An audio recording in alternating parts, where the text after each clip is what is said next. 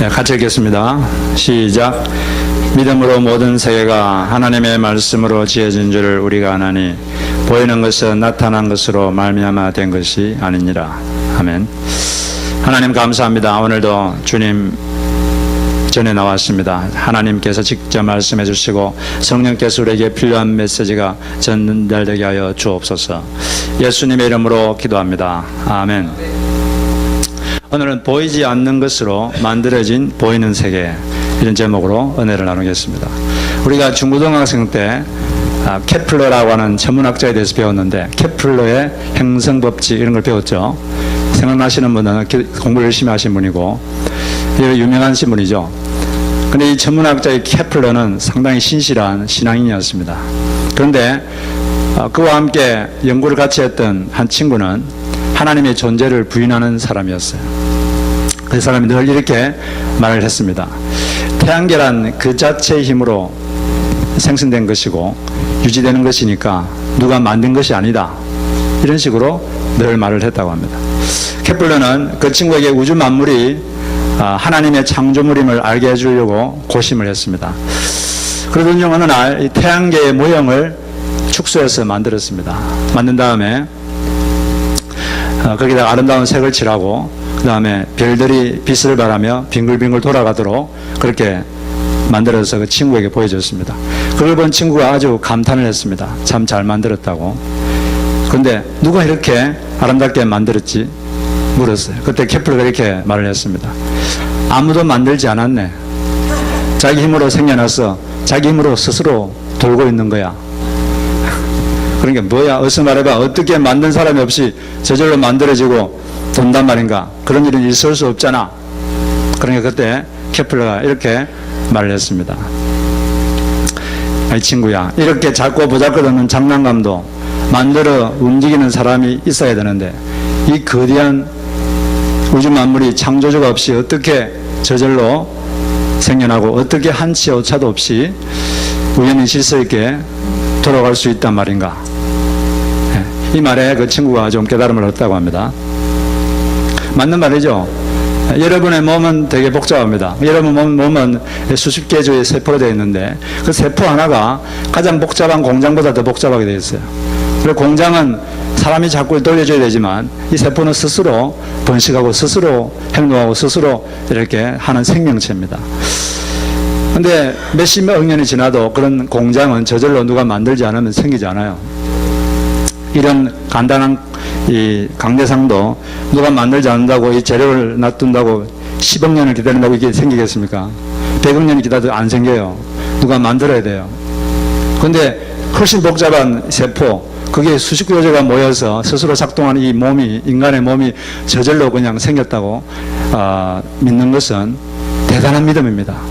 아주 큰 믿음입니다. 우리 하나님이 천지를 창조하셨다 믿는 것도 큰 믿음인데, 저절로 물질이 생겨나서 저절로 자기들끼리 만들어져 가지고 저절로 생명이 생겨나고 저절로 있는 복잡한 게 생겼다, 이렇게 믿는 것은 더 큰 믿음이 있어야 될 줄로 믿습니다. 그래서 진화론은 종교다, 이렇게 말을 하고 있어요. 그것도 종교입니다. 어떤 일종의 믿음이죠. 모든 일에는 원인이 있습니다. 여러분, 이 탁자가 여기 왜 있을까요? 여기 왜 있죠? 이 원인이 있어요. 누군가가 여기다가 옮겨놓은 겁니다. 원인자가 있는 것입니다. 그럼 모든 일에는 자꾸 거슬러 올라가다 보면 원인을 자꾸 올라가다 보면 맨 끝에 딱 한 명의 원인자가 있습니다. 모든 것을 원인을 일으키게 만들고 모든 것의 최초의 근원이 되시고 최고의 원인자, 최초의 원인자, 그가 있겠죠. 그게 있으니까 이게 있지 않겠어요? 그분이 누구십니까? 그분이 하나님이십니다. 그분이 창조주, 제일 원인자, 최초의 원인자, 최초의 모든 것을 제공한 그분이 하나님이시죠. 그분이 존재하고 있는 것입니다. 오늘 우리가 한 구절 성경을 읽었는데 히브리서 11장 3절에 보면 같이 한번 다시 읽어볼까요? 시작. 믿음으로 모든 세계가 하나님의 말씀으로 지어진 줄을 우리가 아나니 보이는 것은 나타난 것으로 말미암아 된 것이 아니니라. 이 말씀을 통해서 하나님께서 천지를 창조하신 그 역사적 사건, 그 사건과 연관된 메시지를 한 세 가지만 살펴보겠습니다. 첫째는 믿음으로 창조된 사실을 우리가 안다는 것입니다. 성경은 다음과 같이 선언하죠. 성경 맨 처음에 어떻게 시작합니까? 태초에 하나님이 천지를 창조하시니라 이렇게 딱 선언합니다. 어떤 형제가 저희 교회 와서 처음으로 신앙생활하면서 선배 집사님한테 이런 말을 들었다고 합니다. 창세기 1장 1절만 받아들이면 성경은 쉽다. 그래서 실제로 창세기 1장 1절을 받아들였더니 그때부터 성경이 쉬워졌다는 그런 간증을 제가 들었습니다. 그렇죠. 이것만 받아들이면 성경은 쉬워요. 이게 안 받아들이면 성경은 너무 어렵고 이해하기가 힘듭니다. 이 말씀을 받아들이는 축복이 여러분의 있기를 주의 이름으로 축복합니다. 근데 오늘 이 말씀 보니까 믿음으로 하나님이 말씀으로 천지를 창조한 것을 안다 이렇게 말했어요. 실험으로 알 수 있는 게 아닙니다. 과학으로 알 수 있는 게 아니에요. 믿음으로 알게 되는 것입니다. 하나님께서 자기가 택한 백성에게 거듭나게 하고 그럴 때 믿음이 주어집니다. 그 믿음으로 그냥 아는 거예요. 아는 것하고 이해하는 건 좀 다릅니다. 안다는 것하고 이해하는 건 좀 다른데 우리의 영은 그냥 압니다 뭘. 근데 우리의 정신은 이해를 하는 거예요. 인간은 세 가지로 되어 있는데 몸이 있고 정신이 있고 또 영이 있습니다. 이 영으로는 그냥 직관적으로 뭘 딱 압니다. 그냥 순간적으로 딱 알아요. 근데 정신은 이해를 하는 거죠. 인간의 영에는 이런 직관적인 능력이 있습니다. 그냥 무언가를 순간적으로 캐치하고 깨닫는 직관적인 능력이 인간의 영에게 있습니다. 우리가 예수님을 처음에 주님을 영접할 때 하나님의 영 성령께서 우리 속에 우리 인간의 몸에 우리에게 들어오시는데 들어오셔가지고 사람의 영을 새롭게 만듭니다. 인간의 영에게 새로운 능력을 주시고 영에게 새로운 감각을 주십니다. 새로운 감각을 주시는데 하나님과 관계된 것을 깨닫는 새로운 능력을 줍니다. 그 직관적인 능력이 딱 주어져요. 그래서 뭔가를 믿음이 생기고 그 믿음으로 그냥 아는 거예요. 설명할 수는 없는데 그냥 알게 됩니다. 여러분 하나님이 천지 창조한 걸 봤습니까? 안 봐도 여러분은 믿음이 있어요.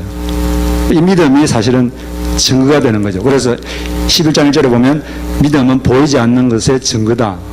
이런 이제 말이 있는데 네가 하나님 이 만물 만든지 어떻게 알아? 내게 믿음이 있거든. 믿음이 보이지 않는 것을 증거하는 증거물이 되는 것입니다. 이런 믿음이 여러분들에게 있는 것을 감사하시기 바랍니다. 그러니까 이 인간의 영은 하나님의 성령께서 우리 마음속에 넣어주신 것을 직관적으로 깨닫고 아는 그런 능력이 있는 거예요. 우리가 하나님의 인도를 받을 때도 마찬가지입니다. 우리가 자주 이런 것을 가끔씩 체험하는데 머리로는 이렇게 하면 좋겠다, 이렇게 해야 돼, 이렇게 머리로는 생각하는데 이 내면 깊은 곳에서 존재 심층에서 어떤 소리가 들립니다. 소리 없는 소리, 소리 없는 음성. 그러면 안 돼. 이런 어떤 소리가 들려요. 뭐 뇌에서는 이렇게 하고 싶고 이렇게 해야 되면 이렇게 하면 좋을 것 같은데 저 존재 깊은 곳에서 그렇게 하면 안 돼. 이런 소리 없는 음성이 있습니다. 그게 바로 우리의 영이 하나님의 뜻을 알아가지고 우리에게 가르쳐 주는 거죠. 그게 들리지 않는 음성이고 그게 감동입니다. 그런 직관적으로 우리에게 그걸 말해주는 거죠. 그럴 때 우리가 그런 존재 깊은 곳에서 들리는 그 소리가 하나님의 인도입니다. 그걸 무시하고 그냥 하고 싶다고 하면 하나님의 뜻을 어기는 게 되는 거죠. 하나님은 그런 식으로 우리 인간에게 자신의 뜻을 이렇게 말씀해 주시고 그 존재 깊은 곳, 존재 심층에서 우리에게 말씀하시는 거죠. 여러분에게 이미 성령께서 임하셔서 그런 믿음, 하나님이 천지를 창조하셨다, 이런 믿음이 있는 것을 감사하시기 바랍니다. 그런 직관적인 깨달음이 여러분에게 있는 것 하나님께 감사하시길 바라요. 그래서 이게 하나님이 천지를 만들었다, 이건 사실 뭐 과학적으로 말한다고 믿어지는 것도 아니고 이해되는 것도 아닙니다. 그건 인간의 영으로 깨닫는 거기 때문에. 그렇지만은 이게 좀 도움이 되기 때문에 이 사람의 그 마음이 열리면 영이 열립니다. 그래서 이게 우리의 믿음을 갖는 데 조금 도움이 되기 때문에 제가 몇 가지 과학적인 사실을 여러분에게 말씀을 드리겠습니다. 왜 이 하나님께서 천지를 창조하신 게 맞는지 간단하게 제가 몇 가지 말씀드리면, 이 우주와 생명의 기원은 두 가지로 설명할 수 있어요. 첫째는 창조론인데, 그게 뭐냐면은 이 우주와 세계와 지구는 고도의 지능을 가지신 하나님, 그 하나님께서 성경에 말한 것처럼 어느 순간에 만드신 것입니다. 둘째는 진화론인데, 이것은 그냥 저절로 물질이 생겨났습니다. 저절로 물질이 생겨나서 우연히 그것이 저절로 뭉쳐가지고 별이 되고 더 복잡하게 스스로 이렇게 우연히 발전해서 오늘날의 지구와 생물체와 동물이 생겼다. 이 두 가지 이론밖에 없어요. 이 둘 중에 하나를 여러분이 택해야 됩니다. 근데 이 진화론은 최초에 아주 무한히 높은 밀도를 가진 어떤 그 별이 있었는데, 아주 무한한 밀도를 가진 고밀도의 별이 있었는데 그 별이 폭발을 했어요. 빅뱅, 거대한 폭발을 해가지고 거기서 많은 물질들이 막 우주에 흩어졌습니다. 그게 폭발했으니까 뜨겁겠죠. 그 뜨거운 불덩어리들이 뭉쳐가지고 별이 되는 거예요. 그래서 서서히 식어가지고 서서히 식어서 별이 되고 그랬습니다. 지구는 언제 그러면 그들의 그 주장에 하면 지구는 약 45억 년 전에 거대한 액체 불덩어리가 오랜 세월 서서히 식어서 지구가 됐다. 이렇게 주장합니다. 근데 요즘 최근에 지구가 서서히 식어서 형성된 게 아니라 순간적으로 순식간에 생겼다. 이런 증거가 과학적으로 발견됐습니다. 이게 어떤 과학자가 로버트 젠틀이라는 과학자인데, 이게 유명한 과학 하술지 네이처하고 사이언스 3대 과학 하술지에 실렸어요. 이게 뭐냐면은 이분이 이제 화강암을 얇게 썰어서 그 광학혁명으로 관찰을 해봤는데 놀라운 게 보였습니다. 거기 보니까 이 플루토늄이라는 물질의 방사성 광륜이 발견됐습니다. 광륜이 뭐냐면은 빛의 광륜이라는 것은 둥근 모양의 빛 테두리, 저기 보이죠? 둥근 모양의 빛 테두리, 이게 이제 발견됐는데, 근데 이 플루토늄이라는 물질이 가진 이 방사선 때문에 이제 둥근 모양의 태가 보이는 거예요. 근데 암석이 서서히 식으면 저런 광륜이 암석에 형성될 수가 없습니다. 이런 방사성 광륜, 둥근 빛 테두리가 암석 내에 남아있으려면 그 암석이 몇 분 이내에 순간적으로 고체가 되었을 때만 저런 게 보일 수 있어요. 안 그러고 이게 액체 상태에 있으면 그 방사선이 다 빠져나가 버립니다. 그래서 순식간에 한 몇 분에 빨리 이게 굳어져야 방사선이 남아있고, 저 방사선 때문에 저런 둥근 태 모양의 빛 테두리가 보이게 되는 거예요. 이건 놀라운 발견입니다. 그래서 이게 이제 과학자에 많이 실렸고, 그 대표적 진화론자인 브렌트 달린 프리라는 박사가 있는데, 이분이 이것을 부인할 수가 없어서, 이걸 좀 설명할 수가 없어가지고 3만 명 되는 진화론자들에게 이걸 보내면서 이걸 좀 설명할 수 있는 방법을 말해달라, 그렇게 말했는데 아무도 답을 하지 못했습니다. 그래서 이것이 가장 강력한 그런 증거가 되고 있다, 이렇게 요즘 과학계에서 그렇게 말을 하고 있는 것입니다. 그리고 두 번째는 이 진화론에서는 우주에 존재하던 무기물질, 즉 무기물질이 뭐죠? 무기물질은 생명이 없는 걸 무기물질이라고 그래요. 생명이 없는 물질이 어떤 화학작용에 의해서 아미노산이 생깁니다. 아미노산이 수백 개 또는 수만 개가 생겨서 단백질이 생기게 되는 거예요. 근데 이 단백질이 또 되는 건데, 근데 이 단백질 한 개가 만들어지려면은 약 20종류의 아미노산이 있는데, 이게 수백 개 내지 수만 개가 이렇게 조합이 돼야지, 그것도 적절히 조합이 돼야 이 단백질 한 개가 됩니다. 그 단백질 한 개가, 단백질이 한 2,800개가 모여야 가장 간단한 세포 하나가 되는 거예요. 근데 이런 지적인 존재가 개입해서 아미노산을 규칙적으로 배열해서 단백질이 되게 하지 않으면, 이 100개의 아미노산이 모여서 한 개의 단백질이 생기는 확률이 어느 정도 되냐면은 10의 130성분의 1 이렇게 됩니다. 10의 50성분의 1 이하가 되면 확률은 제로다, 이렇게 수학적으로 말합니다. 그러면 그건 생길 확률이 없는 거예요. 근데 10의 130승의 1이면은 그런 일은 있을 수가 없는 것입니다.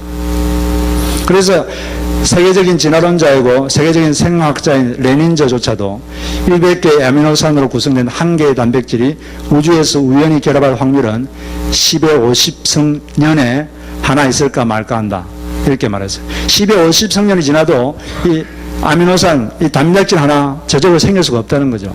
자기가 과학자의 양심으로 아무리 생각해봐도 그건 불가능하다, 이렇게 이 말을 했어요. 10의 50성년이면 몇 년인지 아십니까? 10억 년이 10의 10성년입니다. 근데 10의 50성년이면 거기다가 동그라미 40개 더 붙어야 돼요. 그게 불가능하단 말이죠. 불가능하다. 과학적으로 안 된다. 안 된다는 거예요. 과학적으로 불가능하다. 증거가 없다는 거예요. 이 사람이 그래서 과학적으로 안 되니까 뭔가 지름길이 있을 것이다. 이렇게 말했는데 그 지름길은 뭡니까? 하나님께서 창조하신 겁니다. 그게 지름길이고 그 외에는 방법이 없습니다. 그래서 이러한 사실들은 생명은 절대 우연히 발생할 수 없다는 그런 걸 증명하고 있죠. 실제로 이태리의 레디라는 과학자와 프랑스의 파스테르 같은 학자에 의해서 생명체는 반드시 생명체에서 생겨난다. 이것이 실험으로 입증되었습니다. 그렇기 때문에 간단한 단백질 하나도 저절로 생길 수가 없어요. 근데 여러분 얼마나 여러분 복잡합니까? 이게 어떻게 우연히 생기겠어요? 어떻게 진흙이 어떻게 이렇게 되겠어요? 그걸 믿는 건 정말 큰 믿음입니다. 대단합니다. 존경스럽습니다. 그 세 번째는 만일 생물들이 단순한 세포에서 점점 복잡한 것으로 진화되었다면 변화되는 단계가 엄청나게 많아야 됩니다. 중간과정 화석이 수없이 발견돼야 되고 지금도 변화되고 있는 짐승들이 많아야 되지 않겠어요?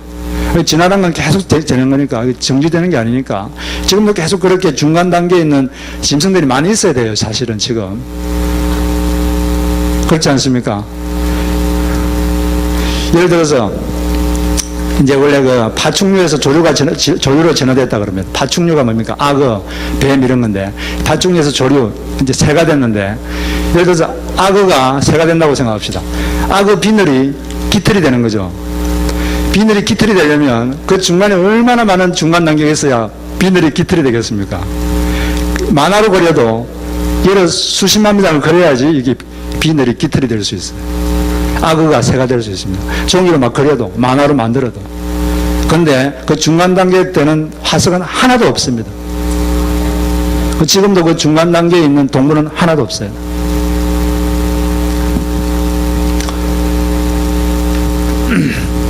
시조새라고 하는 게 있는데 시조새가 있는 게 이게 뭐냐? 왜 이런 말을 붙였냐면은 시조새가 이제 그 중간 단계를 이렇게 추정하는데 근데 이 시조새의 깃털은 일반 새와 똑같은 깃털입니다.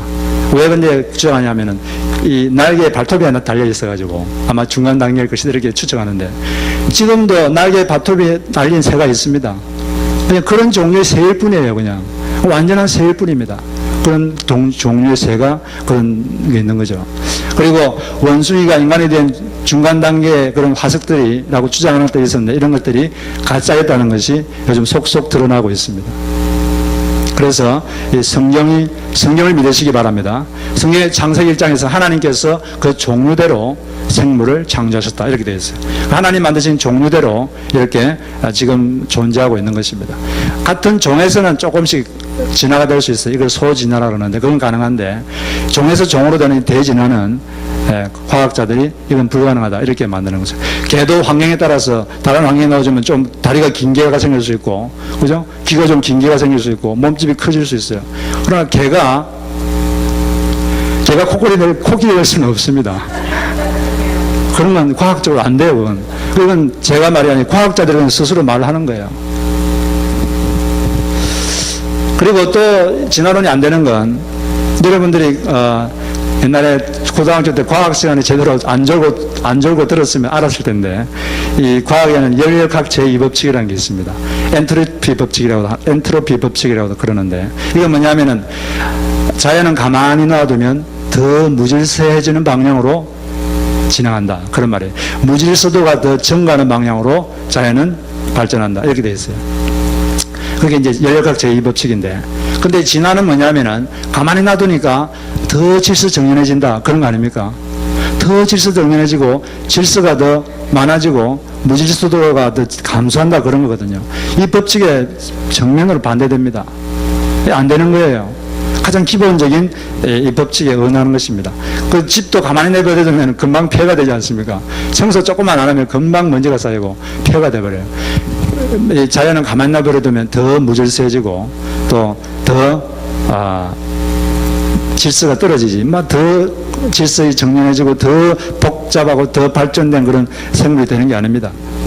그래서 그걸 믿기보다 그것도 믿음이거든요. 그걸 믿기보다 성경을 믿으시기 바랍니다. 태초에 하나님께서 천지를 창조하시니라. 할렐루야. 하나님께서 여러분을 만드셨습니다. 그리고 이 지구를 만드셨고 우주를 만드셨습니다. 그것이 사실입니다. 그런 믿음을 가졌으면 감사하시고, 그 믿음이 약하면 하나님 나에게 믿음을 주십시오. 그러면 어느 순간에 믿음이 쑥 들어옵니다. 그 순간 여러분은 깨닫게 돼요. 순식간에 직관적 능력이 생기고 하나님이 보이게 되는 것입니다. 그래서 우리는 여기서 이 말씀에서 알 수 있는 건, 우리 믿음으로 하나님이 천지를 창조했다는 것을 알게 된다. 그걸 알 수가 있습니다. 두 번째로, 보이지 않는 말씀에 의해서 보이는 것들이 생겨났다. 그걸 우리가 알 수 있어요. 같이 한번 제 따라 보겠습니다. 보이지 않는 말씀에 의해서 보이는 것들이 생겨났다. 이 말씀 보니까 보이는 것은 나타나는 것으로 말미암음이 아니다. 곧 보이는 것은 나타나는 것으로 만들어진 것이 아니다. 이렇게 되어 있는데, 우리 눈으로 보이는 물질은 보이지 않는 무언가로 만들어졌다는 겁니다. 보이지 않는 게 뭐겠습니까? 이 보이는 이런 모든 것들이 다 보이지 않는 것에 의해서 만들어졌는데, 그 보이지 않는 게 뭐죠? 하나님의 능력, 하나님의 영의 에너지, 그게 순식간에 주입돼서 이런 물질들이 생기게 된 것입니다. 우리가 나무가, 딱딱한 나무가 있는데 이 나무를 불을 붙이면 나무가 다 없어지죠. 이 나무는 에너지가 돼가지고 공중에 흩어집니다. 그렇지만은 나무가 없어진 게 아니라 나무 속에 있는 에너지와 공중에 흩어진 에너지는 에너지의 총량은 같습니다. 단지 형태만 바뀌는 것 뿐이죠. 그것처럼 이 나무도 보이지 않는 에너지로 다 바뀌잖아요. 그전에는 이 에너지가 확 주입돼가지고 나무가 된 거예요. 그래서 보이지 않는 것에 의해서 보이는 물질이 생긴 것입니다. 그래서 시편 33편 6절에 보면, 여호와의 말씀으로 하늘이 지음이 되었으며 그 만상이 그 입기운으로 이루었도다. 이렇게 말했죠. 이게 입기운이라는 게 바로 하나님의 영을 말합니다. 하나님의 영으로 이 만상이 이루어졌다. 그런 거죠. 이 창조현상, 이 자연은 여호와 하나님의 말씀으로 시작됐고 완성이 됐습니다. 하나님이 딱 말씀하는 순간 하나님의 영이 이렇게 하나님의 영의 에너지가 작동하셨고 이 물질이 생긴 것입니다. 말씀하니까 이루어진 거죠. 하나님께서는, 하나님의 말씀은 무에서 유를 만듭니다. 사람은 뭘 만들 때 뭘 가지고 만들어야 되잖아요. 근데 하나님은 아무것도 없는 것에서 만드는 거지. 무에서 유를 만드는 거죠. 이 바벨론 신화에 보면, 이 바벨론 신화에서 최고의 신이 마르독이라는 신인데, 이 신이 혼돈의 신인 티아mat과 싸워서 그 신을 죽입니다. 그리고 그 시체 조각들을 가지고 만물을 만들었다. 뭐 이런 신화가 있는데, 그 신화도 보면은 뭘 가지고 만들었잖아요. 그런데 그건 다 신화고, 하나님은 없는 것에서, 무에서 유를 만든 거예요. 그리고 하나님의 말씀은 지금도 이 무에서 유를 만들고 있습니다. 아무것도 없어도 하나님이 말씀하시면 그 뭔가가 만들어질 줄로 믿습니다. 그 아브라함도 바로 이런 믿음이 있었던 거예요. 아브라함이 믿었던 하나님이 어떤 믿음입니까? 어떤 하나님입니까? 죽은 자를 살리시며 없는 것을 있는 것으로 부르시는 하나님. 한번 따라해 봅시다. 같이 시작. 죽은 자를 살리시며 없는 것을 있는 것으로 부르시는 하나님. 그 하나님을 아브라함이 믿었습니다. 아브라함이 갖고 있던 것은 이 말씀에 대한 믿음, 이 하나 있었죠. 내가 너희 후손을 하늘의 별처럼 많게 하겠다. 그런 이제 말씀을 하셨는데, 근데 아브라함은 도저히 그 아이를 낳을 수가 없었습니다. 자기 나이가 100세고 아내도 90세인데 아무것도 할 수 없었는데 오직 그 말씀 하나만 있었어요. 근데 그 말씀이 무에서 유를 만든 겁니다. 자식을 만들었고 모든 것을 만든 줄로 믿습니다. 우리 아브라함, 로마서 4장 18절에 보면 이렇게 되어 있죠. 아브라함은 소망이 전혀 없었지만 하나님께서 내 자손이 이와 같이 많아질 것이다라고 말씀하신 대로 자기가 많은 민족의 조상이 될 것을 믿고 소망하였습니다. 아브라함은 100살이나 되어 거의 죽은 사람이나 다름없게 되었고, 살아도 나이가 많아 아기를 낳을 수 없다는 것을 알았지만 하나님을 믿는 믿음이 약해지지 않았습니다. 그는 하나님의 약속에 대해 불신하거나 의심하지 않고 오히려 그 약속을 굳게 믿어 하나님께 영광을 돌렸습니다. 여기 보면 알았지만 믿음이 약해지지 않았다. 뭘 알았죠? 자기가 자식을 낳을 수 없다. 그걸 알았어요. 알았지만 믿음이 약해지지 않았습니다. 뭘 믿었습니까? 말씀이 무에서 유를 만들 것이다. 그걸 알았던 거죠. 그걸 믿으니까 실제로 그런 일이 생겼습니다. 여러분, 바다에 이제 빙산이 많이 떠다니는데 이 빙산이 어떻게 움직일까요? 빙산이 바다 바깥에서 부는 바람 방향으로 움직일까요?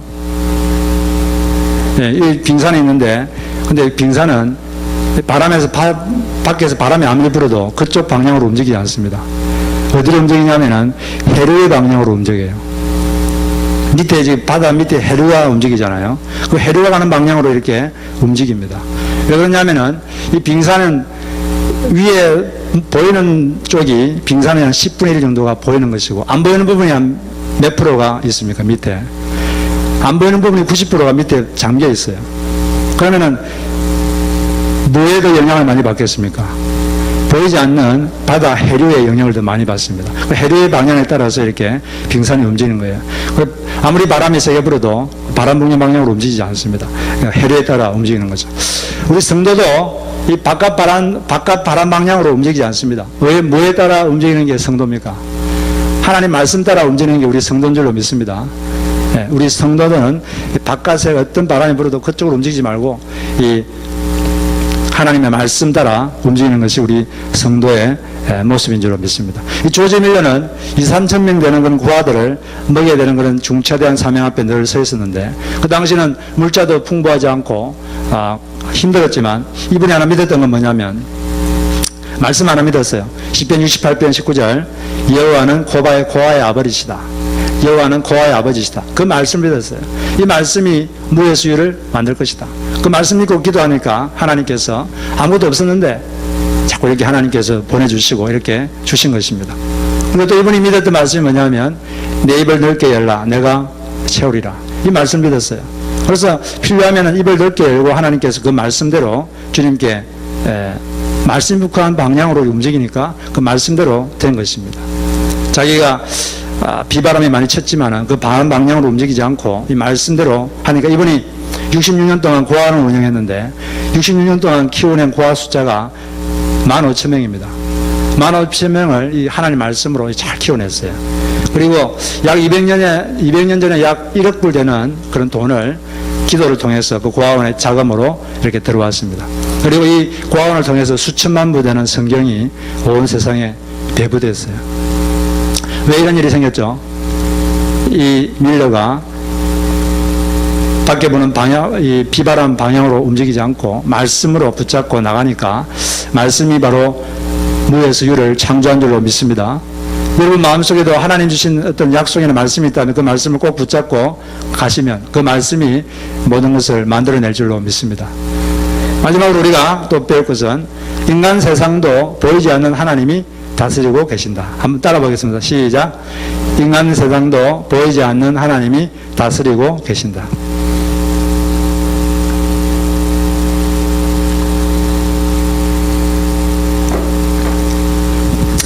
금방 보이는 것은 보이는 것으로 된 것이 아니다. 이런 말씀에서 한 가지 더 알 수 있는 것은 우리 인생살이가 눈에 보이는 사람들의 상호작용만으로 되는 것이 아니라 뭐로 됩니까? 하나님께서 이 보이는 세계를 움직이고 있다는 걸 볼 수 있는 거예요. 보이지 않는 하나님이 그분의 작용이 있습니다. 우리는 사람들, 눈에 보이는 사람들이 내 인생을 결정한다, 환경이 내 인생을 결정한다 이렇게 생각하지만 하나님은 보이지 않는 하나님께서 보이는 물질을 만들었듯이 보이지 않는 하나님께서 우리 인간 세상을 지금도 움직이고 있습니다. 우리 삶을 지금도 만들고 있고 구성하고 있는 줄로 믿습니다. 그 하나님을 우리가 안다면 그 하나님께 우리의 삶을 맡겨야 되는 것입니다. 하나님께서 보이지 않는 하나님이 내 인생과 우리 인간의 삶, 인생살이를 구성하시고 만드시고 이렇게 움직인다는 걸 알 때 우리가 세 가지 적용을 할 수 있는데, 첫째는 그 하나님, 보이지 않는 하나님이 나를 왜 만들었는가, 그걸 우리가 기억하고 살아야 됩니다. 창조의 목적을 가장 간단하게 기록한 성경의 한 구절이 있는데 이사야 43장 7절입니다. 나의 이름을 부르는 나의 백성, 나에게 영광을 돌리라고 창조한 사람들, 내가 빚어 만든 사람들 모두 오게 하여라. 하나님께서 우리를 만든 목적은 하나님의 영광을 위해서 만드셨다고 되어 있습니다. 하나님을 더 높여드리라고. 원숭이 보면 되게 재미있게 생겼죠. 원숭이는 하나님이 참 재미있는 분이다, 이걸 드러내주고 있습니다. 원숭이 보면 되게 유머가 있잖아요. 하나님의 유머가 있구나, 그걸 우리가 알 수 있어요. 그리고 아름다운 수영이나 또 이 꽃들을 보면 하나님은 참 아름다운 분이구나, 그것을 드러냅니다. 그런 걸 통해서 하나님을 높여드리는 거예요.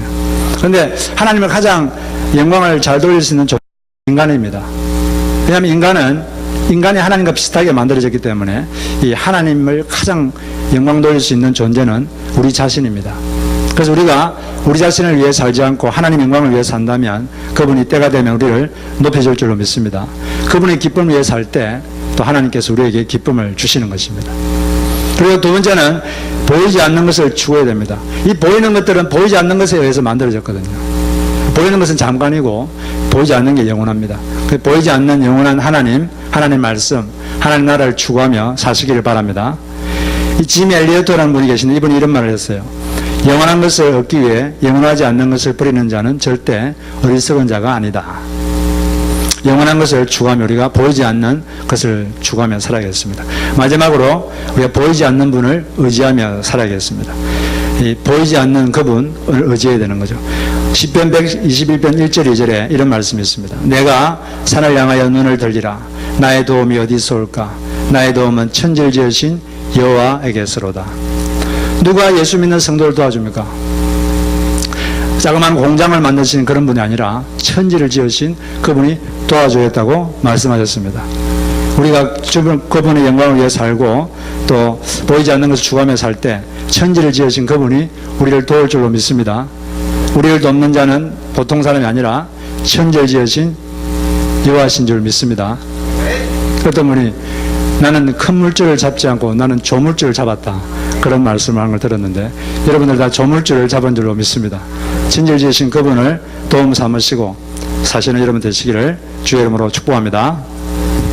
우리 같이 한번 이 찬송